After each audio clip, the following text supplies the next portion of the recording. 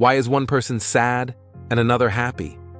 Why is one person joyful, abundant, while another is poor and unhappy?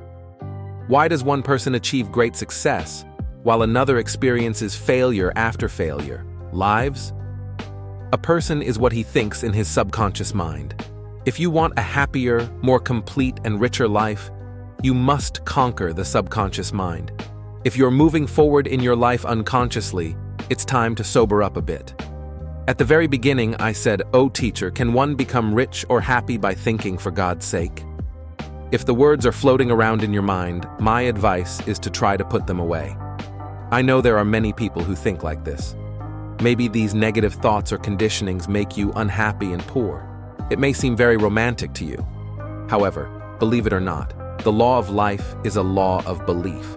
Not every believer can succeed, but those who succeed will come from those who believe to the core. In order for your world to change, you need to change your mind. Real change happens from the inside out. It takes some effort to build wealth, happiness, and success. That's why I'm not going to throw it out of the bag, so to speak. Written by Joseph Murphy, one of the world's best-selling books.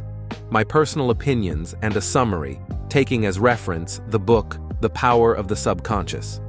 You will watch a presentation like, I highly recommend you buy and read the book. I think no video, including this video, can replace a book. Now close your eyes and try to visualize the words I will say. Revenge, punishment, earthquake, hell, brutality, blood, knife, disease, anger, oppression, betrayal, gloom, torture, rape, poison, stress, terror, death, fire, prison. What did you feel?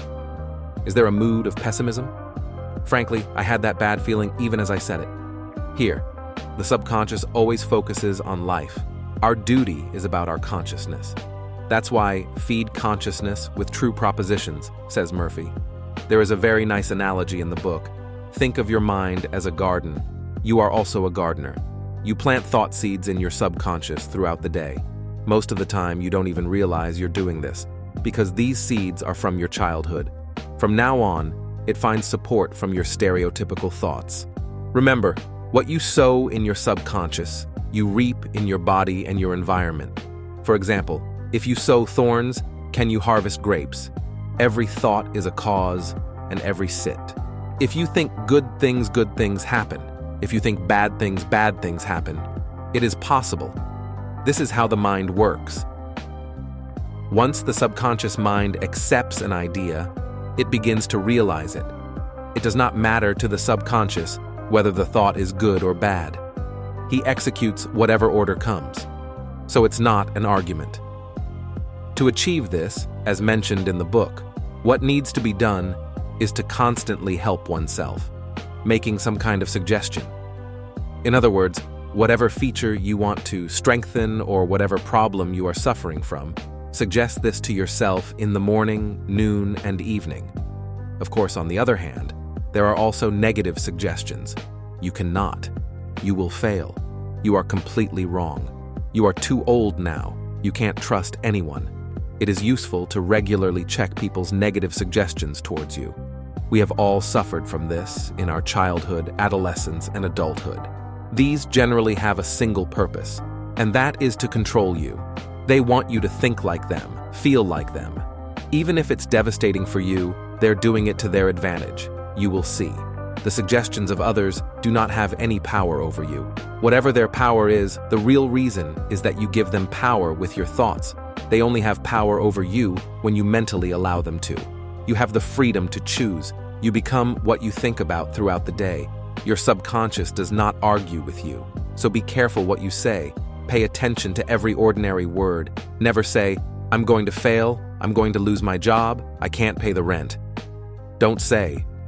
Your subconscious does not understand humor or irony. It makes everything happen. So feed your subconscious with positive suggestions. Think about people what you want them to think about you. Feel about people the way you want them to feel about you. Treat people the way you want them to treat you.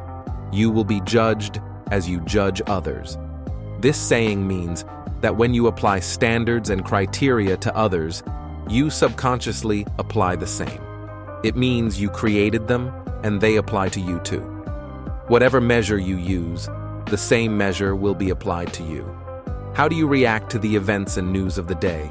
It doesn't matter if everyone else is wrong and you are right. If the news disturbs you, you are to blame, because your negative feelings are disturbing your peace and has taken away your harmony. Do not give any person, place, or thing the power to make you angry or uneasy. What someone else says to you will not disturb you unless you allow it. It is impossible to get angry. The only way someone else can upset you is through your thoughts. When you get angry, you go through 4 stages in your mind. First, you start thinking about what was said. You decide to get angry about this and create a feeling of anger. Then you decide to take action. Will you speak and react the same way? In summary, the order is as follows. Thoughts, feelings, reactions, and actions take place in your mind. Being emotionally mature is a negative response to the criticism and resentment of others. It means overcoming the natural but childish tendency to respond. Nobody likes to be criticized and belittled. But we have the ability to choose how we respond when we encounter them. Mature choice is to avoid responding to something negative in the same negative way.